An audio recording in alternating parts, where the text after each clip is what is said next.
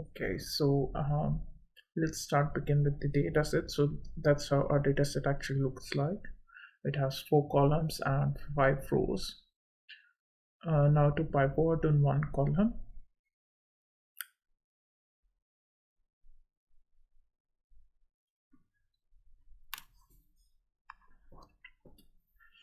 so let's create maybe another data set which will hold the pivoted table or data frame.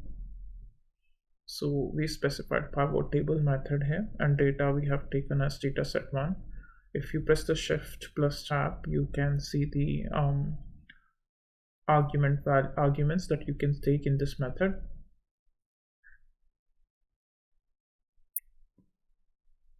So we have index equal to none and columns equal to none by default. So we are going to select the index and let's specify the ID, and columns maybe let's specify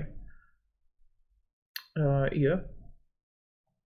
So we're going to pivot against the year.